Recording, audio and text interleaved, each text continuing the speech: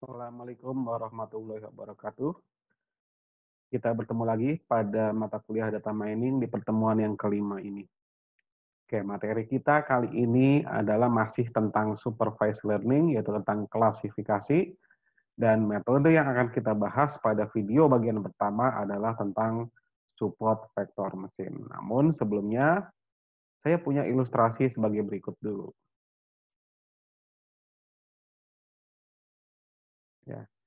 Ilustrasi berikut adalah mengilustrasikan perbedaan antara generative classifier dengan discriminative classifier. Oke, katakanlah seorang ibu ya mengajak dua orang anaknya, katakanlah anaknya si A dan si B, mereka bertiga pergi ke sebuah kebun binatang. Ya, oke. Nah, di kebun binatang mereka melihat singa dan gajah. Ya. Nah, si A, ya, si anak A, dia pandai mengenali atau mengidentifikasi sesuatu dengan cara mengamatinya secara utuh. Ya, dia melihat singa, oh singa itu bentuknya seperti ini, oh gajah itu seperti ini. Sedangkan si B mengamati perbedaannya, oh singa itu berbeda dengan gajah, oh singa itu memiliki taring, gajah tidak, oh gajah memiliki apa namanya gading, sedangkan singa tidak. Gajah berbelalai, sedangkan singa tidak. Singa berukuran kecil, sedangkan gajah berukuran besar. Itu pemahaman si B. Ya. Nah, sehingga pulang dari kebun binatang, ketika sampai di rumah, si ibu kembali bertanya kepada kedua anaknya. Dia mengambil sebuah gambar dari seekor singa, ya, katakanlah dari majalah National Geographic, ditunjukkan kepada kedua anaknya. Coba ini, gambar hewan apa ini? Tanya si ibu. Nah, si A yang tadi mengamati gajah dan singa, kemudian dia menggambar singa dan gajah sesuai dengan ingatan dia. Ya, dia gambar singa itu seperti apa, kemudian gajah itu seperti apa. Kemudian hasil yang dia gambar, kemudian dia akan bandingkan dengan gambar yang dimiliki oleh si ibu, yang ditunjukin oleh ibunya. Kemudian dia perhatikan, oh gambar yang ibu berikan ternyata lebih mirip ke singa. Jadi dia menjawab, oh itu singa bu, kata si A. Sedangkan si B, ketika diperlihatkan gambar tersebut, ditanya gambar apa ini, maka dia melihat gambar tersebut, kemudian gambar ini dia melihat dia tidak memiliki gading, dia tidak memiliki belalai, dia berukuran kecil. Oh, ini gajah. Nah, kedua ini gajah, maksudnya ini adalah singa, bukan gajah ya. Jadi dia tidak berbelalai, tidak memiliki gading dan ukurannya kecil. Dia adalah singa kata si B juga. Nah, proses dari kedua anak ini ketika dia menjawab, mengklasifikasikan gambar yang diberikan si ibu, ini adalah ilustrasi dari generative classifier lawan diskriminatif classifier. Si A itu adalah generative classifier. Sedangkan si B itu adalah discriminative classifier. Generative classifier dia membutuhkan gambaran secara utuh mengenai permasalahan. Sedangkan si discriminative classifier dia hanya mengambil hal-hal yang distinktif, hal-hal yang menonjol, perbedaan yang terlihat. Ya, itu perbedaan antara keduanya. Dan tujuannya sama kedua-duanya untuk mengklasifikasikan suatu pengamatan baru. Nah, sehingga di sini lebih jelas kita lihat generative classifier itu adalah memodelkan kelas. Ya, jadi kalau kita bicara klasifikasi ada kelas A, kelas B, Maka generative classifier akan mencari model. Si kelas A itu modelnya bagaimana, si kelas B itu modelnya bagaimana. Contoh yang menggunakan metode yang menggunakan generative classifier ya naive Bayes, misal salah satunya.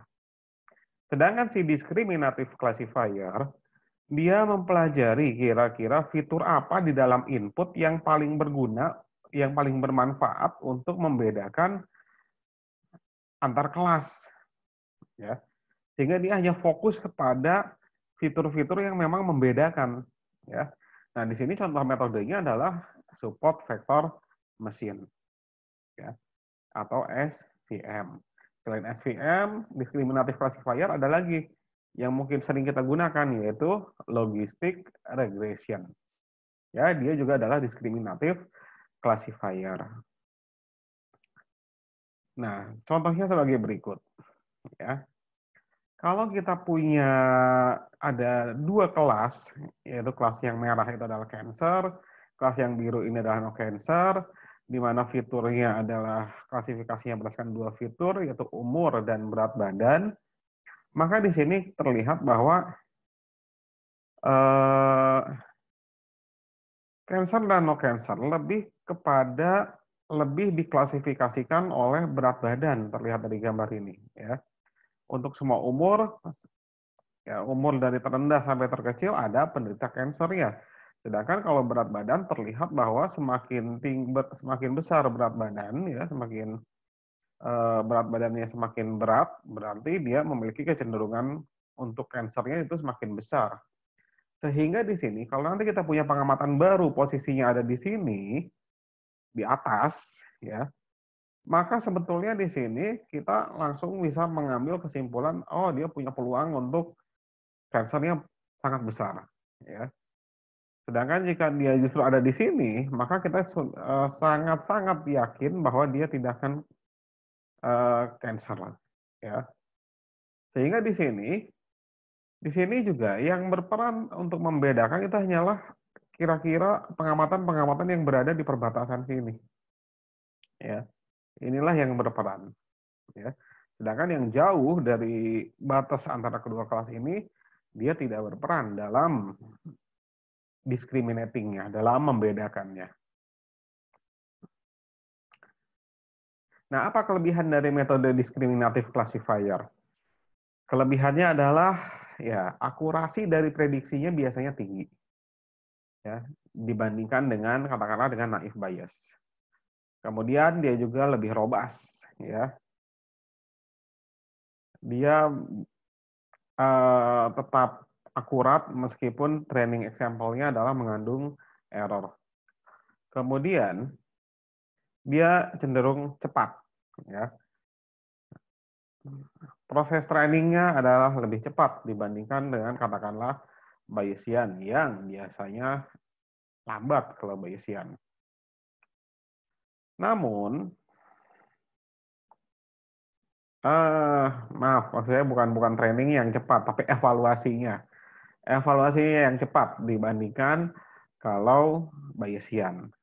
Cuman yang menjadi kritiknya adalah ya waktu trainingnya yang butuh waktu yang lebih lama. Kemudian sulit untuk memahami fungsi yang dipelajarinya, ya karena melibatkan bobot. Sedangkan kalau Bayesian itu mudah dipahami karena prior dan likelihood itu mudah sekali untuk dipahami. Sedangkan kalau di sini discriminative classifier weights-nya itu adalah tidak ada makna, ya. Dia hanya sekedar weights. Kemudian tidak mudah untuk menangani domain knowledge, ya. Tidak mudah untuk menghandle pengetahuan yang bisa apa ya? Pengetahuan sebelumnya yang sudah kita tahu gitu kan. Kalau Bayesian kan pengetahuan sebelumnya itu ada berupa prior yang berpengaruh terhadap keputusan, ya. Sedangkan di sini tidak, ya. Oke, sekarang kita masuk ke metode support vector machine. SVM, Support vektor mesin, suatu metode yang relatif baru, ya, yang bisa digunakan untuk data linear ataupun untuk data non-linear. Metode SVM ini adalah menggunakan suatu teknik pemetaan non-linear, ya, suatu teknik pemetaan non-linear untuk mentransformasi si original training data ke dalam dimensi yang lebih tinggi, yaitu dengan menggunakan ada yang namanya fungsi kernel. Tapi biasanya fungsi kernel hanya digunakan kalau kita berhadapan dengan data yang non-linear. Sedangkan kalau data yang linear, kita bisa langsung menggunakan SVM tanpa menggunakan fungsi kernel sebetulnya. Kemudian, yang disebut data linear ini maksud saya bukanlah datanya linear, tapi dalam arti si diskriminannya, si apa namanya pemisahnya itu adalah bersifat linear, ya. Klasifikasinya linear. Nah, fungsi kernel nanti akan kita bahas lebih detail, ya. Dia adalah membuat suatu dimensi baru sehingga kita akan mencari suatu hyperplane yang optimal pada dimensi yang terbentuk dengan adanya dimensi baru tersebut. Ya, hyperplane atau disebut juga sebagai decision boundary. Kemudian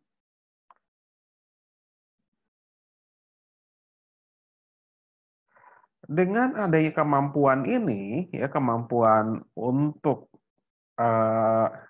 mentransformasi data ke dalam dimensi yang lebih tinggi dengan menggunakan fungsi kernel, maka metode SVM akan selalu bisa mengklasifikasikan atau SVM mampu memisahkan dua kelas tersebut, ya. Pasti akan selalu bisa, ya, dengan memanfaatkan si fungsi kernel tersebut. Nah, dalam rangka mencari hyperplane ini, si SVM itu menggunakan yang namanya adanya support vector. Apa itu support vector? Support vector itu adalah training tuples atau observasi-observasi pada data training yang kita anggap esensial atau yang kita anggap penting.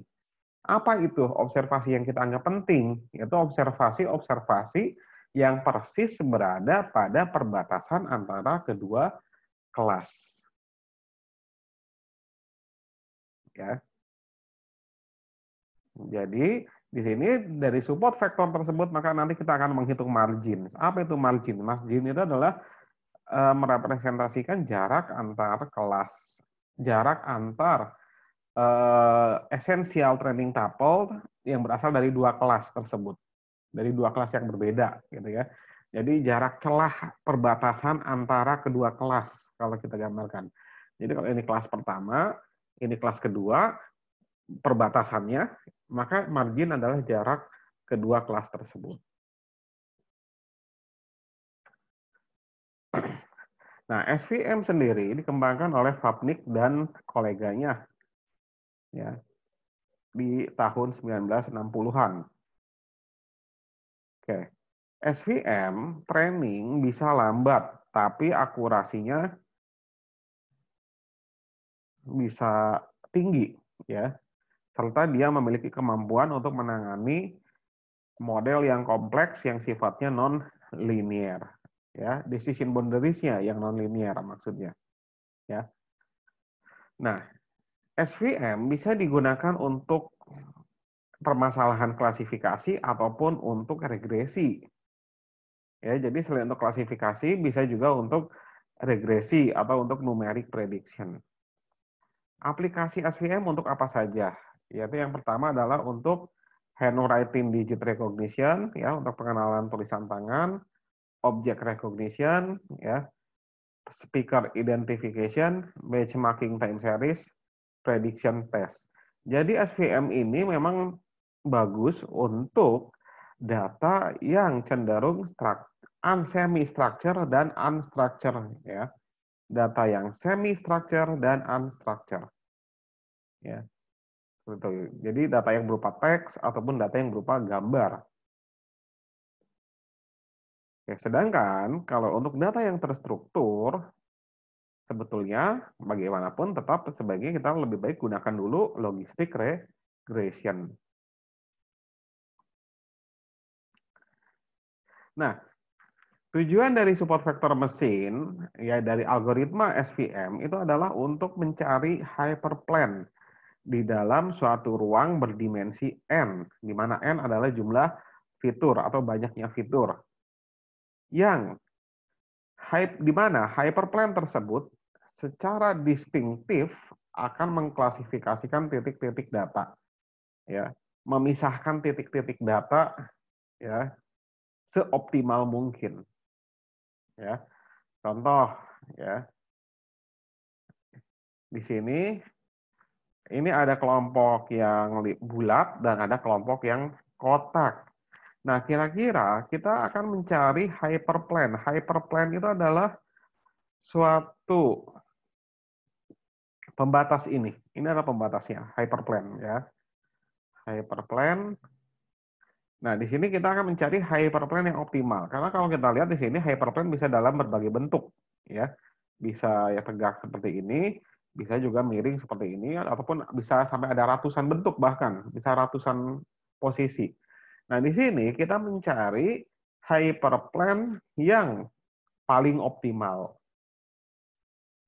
ya. Nah, hyperplane yang paling optimal adalah hyperplane yang memberikan margin terbesar. Oke, gambar yang sebelah kiri ini adalah hyperplane dengan margin yang kecil. Sedangkan gambar yang sebelah kanan ini adalah hyperplane yang memberikan margin yang besar. Sehingga si hyperplane ini yang dibentuk oleh support vector, jadi ingat, hyperplane ini, cara membangun hyperplane ini dengan menggunakan support vector, yaitu tadi, essential tuple training ya, yaitu observasi pada training yang kita anggap esensial atau penting, yaitu yang berada di perbatasan. Yaitu contoh, ya titik yang ini, kemudian titik yang ini, yang berasal dari kelompok bulat. Ini adalah titik terluar. Sedangkan pada kelompok kotak, titik terluar adalah titik ini, yang ini, dan ini. Sehingga kelima titik ini adalah support vektornya. Sehingga dia akan menghasilkan, dari support vektor tersebut akan menghasilkan optimal hyperplane, yaitu yang ini, dengan optimal hyperplane akan memberikan margin yang terbesar. Ya, marginnya adalah akan besar. Nah, hyperplane, tadi kan sudah dijelaskan hyperplane ya. Hyperplane itu adalah suatu subruang sebetulnya. Hyperplane adalah suatu subspace atau subruang ya dari ruang yang saat ini di mana titik-titik data berada maksudnya ya.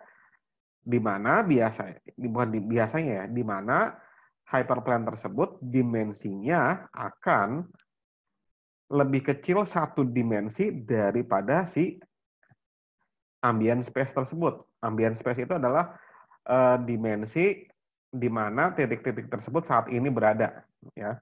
Contoh, kita lihat data ini. Ini adalah data dua dimensi, sehingga ambient space-nya adalah dua dimensi. Ya, ambient space-nya adalah dua dimensi. Sehingga jika ambient space-nya dua dimensi, maka hyperplane-nya pasti adalah berupa hyperplane satu dimensi. Ya sudah berupa garis berarti kan kalau satu dimensi. Sedangkan gambar yang kanan ini adalah data kita itu berada di ruang tiga dimensi. Berarti ambient space-nya adalah tiga dimensi. Sehingga hyperplane yang memisahkan antara kelompok merah dan hijau pastilah akan berbentuk hyperplane dua dimensi. Ingat, lebih kecil satu dimensi dibandingkan ambient space-nya.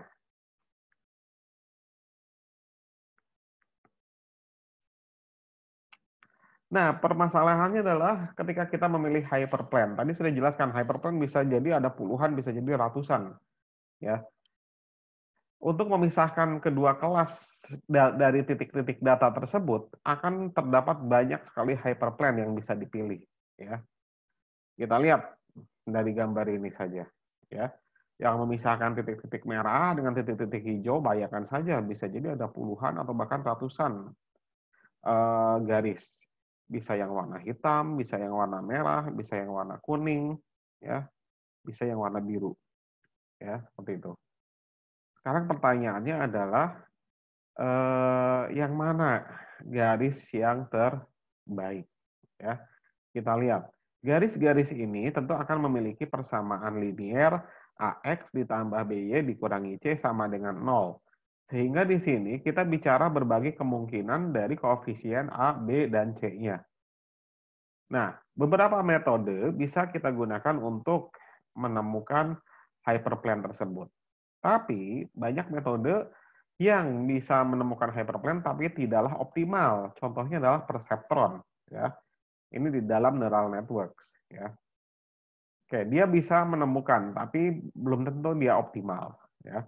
Nah, kalau ingin mencari yang optimal, maka SVM adalah metode yang tepat.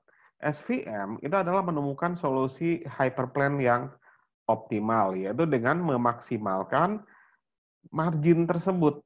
Apa itu margin? Yaitu jarak antara hyperplane terhadap eh,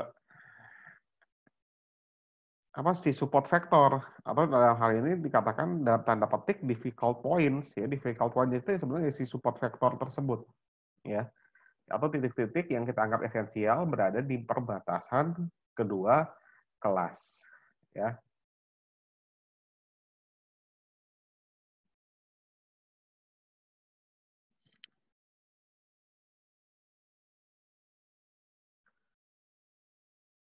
Nah, SVM memaksimalkan margin di sekitar hyperplane, di mana SVM akan memilih margin terbesar. Fungsi decision, ya, fungsi keputusannya dispesifikasikan oleh suatu subset dari training sampel yang tadi disebut support vector. Ya, jadi di sini SVM tidak akan melibatkan seluruh data ketika kita membangun hyperplane-nya, ya. Sehingga di sini support vektornya bisa menjadi lebih efisien, ya. Kenapa support vektor bisa lebih efisien? Karena dia tidak melibatkan seluruh data, tapi hanya melibatkan support vektor yang namanya support vektor. Nah, tapi untuk menyelesaikan permasalahan SVM atau untuk menyelesaikan permasalahan menemukan hyperplane yang optimal, itu adalah permasalahan programming kuadratik, ya, sehingga membutuhkan komputasi, ya, yang rumit sebetulnya, ya. Kayak di sini kita tidak akan membahas masalah komputasinya yang rumit tersebut. Yang penting kita akan membahas konsepnya saja. Kemudian SVM ini dipandang sukses di dalam berbagai metode klasifikasi teks, ya. Oke, kita lihat, ya, ilustrasi sebagai berikut, ya.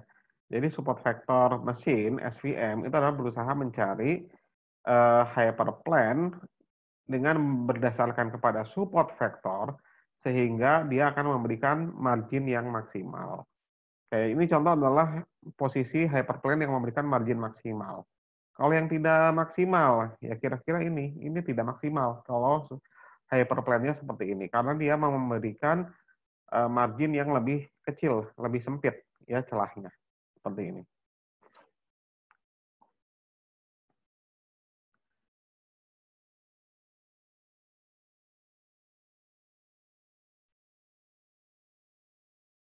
Nah, SVM pada permasalahan jika dia klasifikasi kita adalah bisa dipisahkan secara linier, maka hyperplane bisa kita nyatakan dalam bentuk suatu persamaan linier tadi, yaitu vektor W dikali vektor X ditambah B sama dengan 0.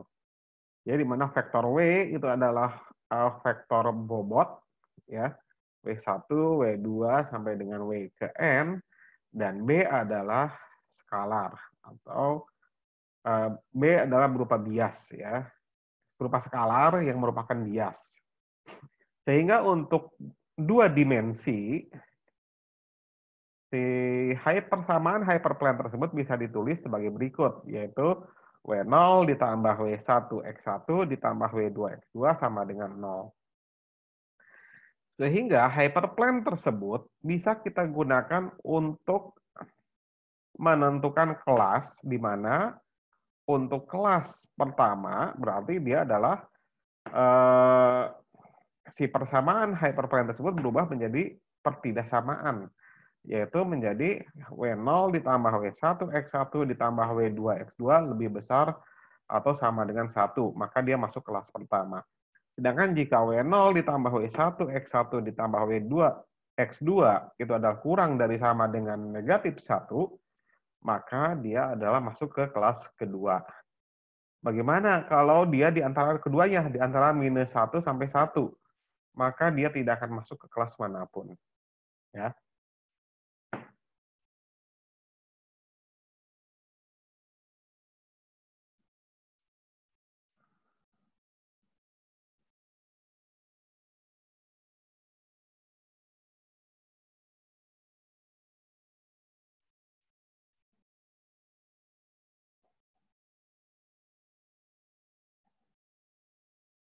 Oke.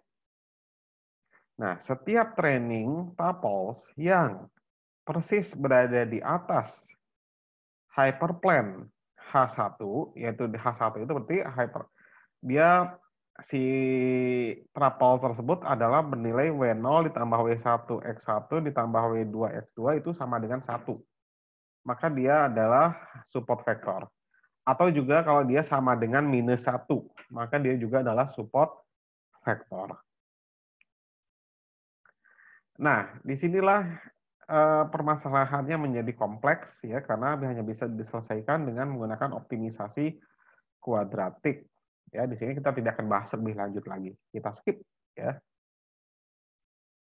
Oke, klasifikasi dengan SVM tadi sudah dijelaskan sebetulnya ya, yaitu tadi kan fungsi hyperplane adalah vektor W dikali X ditambah B ya, sama dengan 0.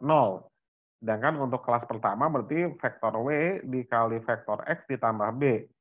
Lebih dari sama dengan 1, maka dia adalah kelas pertama. Jika kurang dari sama dengan negatif 1, maka dia adalah kelas kedua. Contoh, ya, kalau pengamatan kita jatuh di sini, maka kalau kita masukkan nilainya ke dalam fungsi hyperplane, maka nilainya akan berada lebih kecil dari negatif 1. Maka dia masuk ke kelas kedua. Sedangkan kalau dia di sini, berarti dia masukkan ke fungsi hyperplane, nilainya akan lebih dari positif 1, maka dia masuk ke kelas pertama. Ya. Sedangkan jika jatuh di tengah-tengah sini, ya dia tidak masuk kemana-mana, dia adalah menjadi don't know statusnya, ya tidak bisa diputuskan. Seperti itu. Nah, kenapa SVM efektif pada data yang berdimensi tinggi?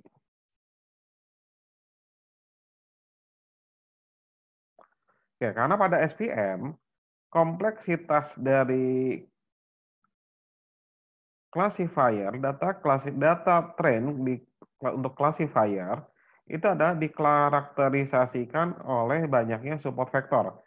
Jadi kompleksitas dari data training untuk membangun model classifier-nya itu adalah bergantungnya adalah kepada banyaknya support vector, bukan kepada banyaknya data. Ya. Kemudian support vector are the essential or critical training example they lie closest to decision boundary. Ya, support vector itu adalah observasi-observasi pengamatan yang kita anggap penting yang terletak berada di sekitar garis keputusan, garis pemisah tersebut, ya, garis pemisah atau si hyperplane tersebut. Jika training example lainnya selain support vector kita hilangkan dan training kita ulangi, hasilnya akan tetap sama. Sekali lagi, karena hal ini membuktikan bahwa yang berpengaruh itu si support vector, bukan data lainnya. Jadi banyaknya data tidak berpengaruh terhadap akurasi. Yang berpengaruh adalah hanyalah banyaknya support vektor, ya.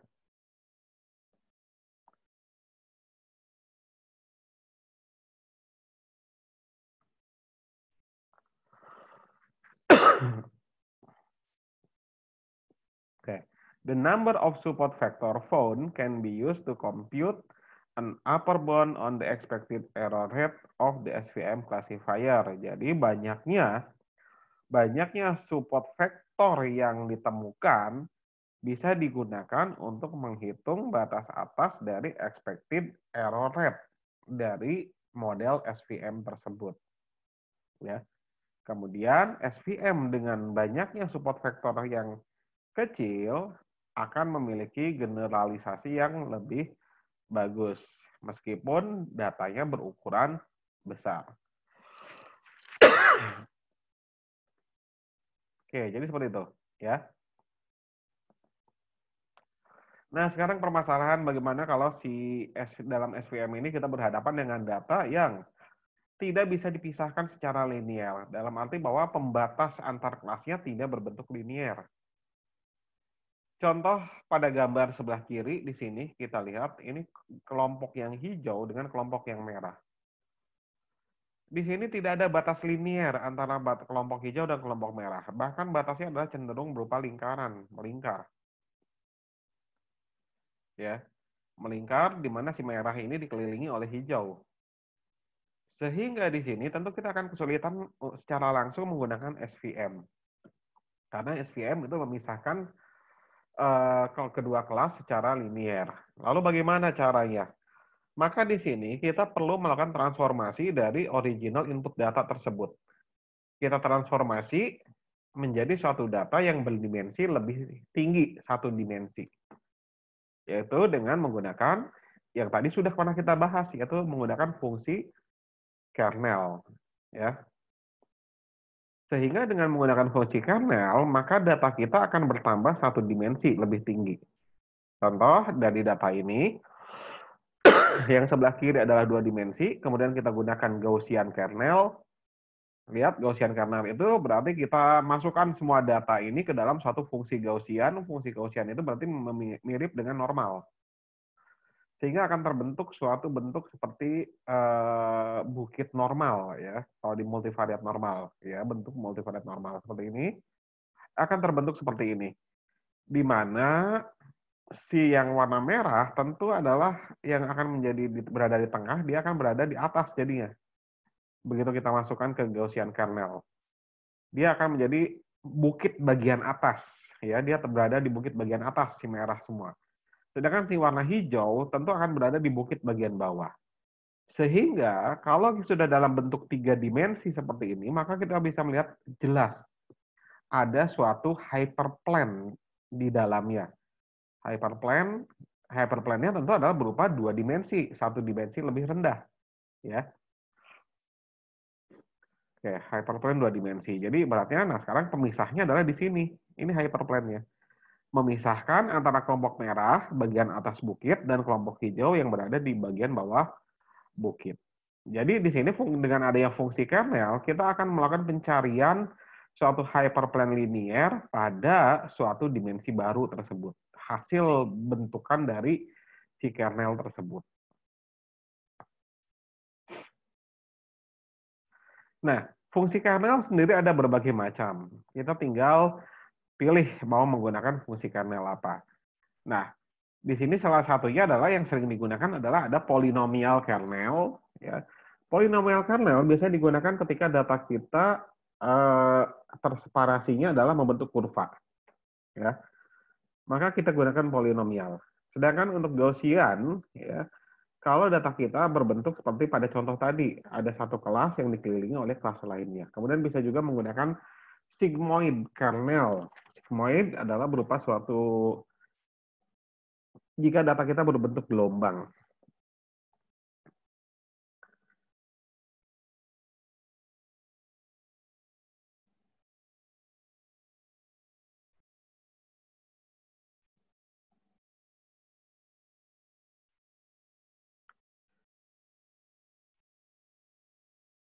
Nah, SVM tidak scalable terhadap data yang berukuran besar karena terkait dengan training time serta memori yang digunakan oleh komputer.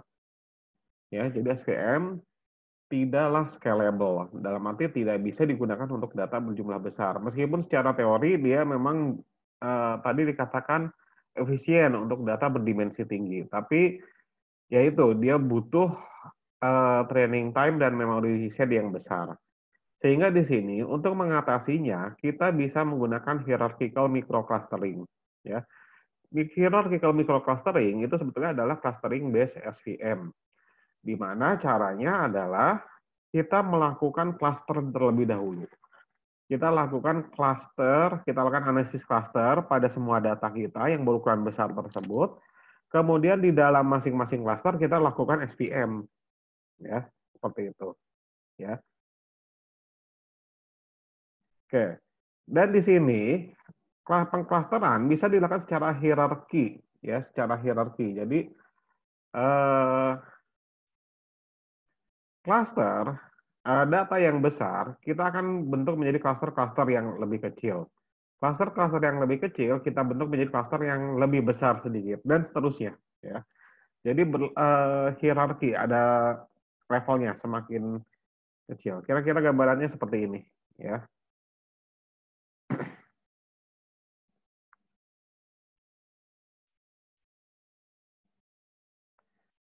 Oke, gambarannya seperti ini. Ini adalah yang plus plus plus plus, ini adalah objek pengamatan ya. Pertama dibentuk cluster-cluster kecil. Cluster-cluster kecil ini kemudian diklusterkan lagi menjadi cluster-cluster besar. Kemudian si cluster-cluster besar ini diklusterkan lagi menjadi cluster lebih besar, kemudian baru dilakukan SVM seperti ini ya. Oke, itu ilustrasinya ya. Kita tidak akan bahas lebih detail juga mengenai hierarchical microcluster ini. Oke, kemudian bagaimana untuk multi-class classification? Oke, multi-class classification ini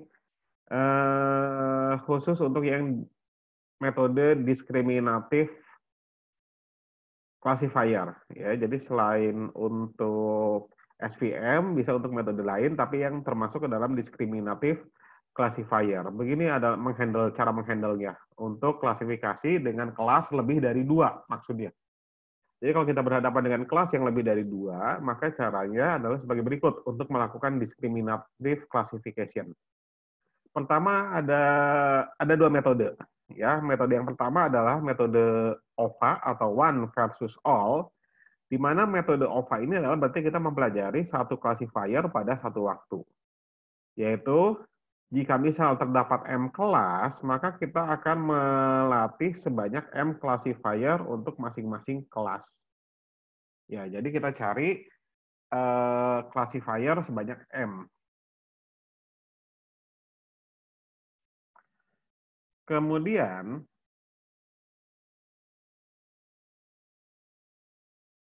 untuk mengklasifikasikan suatu pengamatan X, ya, maka si X tersebut akan dimasukkan ke semua kelas, kemudian dia akan voting, kira-kira dia akan masuk ke kelas yang mana, gitu ya. Seperti itu. Oke, jadi di sini gini gambarannya. Jadi kalau misal ada 3 kelas, katakanlah kelas A, B, dan C. Berarti yang pertama adalah bangun classifier antara kelas A melawan kelas B dan C. B dan C digabung. Kemudian classifier yang kedua, yaitu kelas B, kita buat classifier untuk kelas B melawan kelas A dan C. A dan C digabung pada classifier yang kedua. Pada classifier yang ketiga, maka kelas C melawan kelas B gabung dengan kelas A. Sehingga kita punya 3 classifier. Sehingga kalau ada X, X-nya itu masuk mana, X ini kita masukkan ke 3 classifier tersebut. Kemudian kita lakukan voting. X ini berada di mana tepatnya. Ya, seperti itu.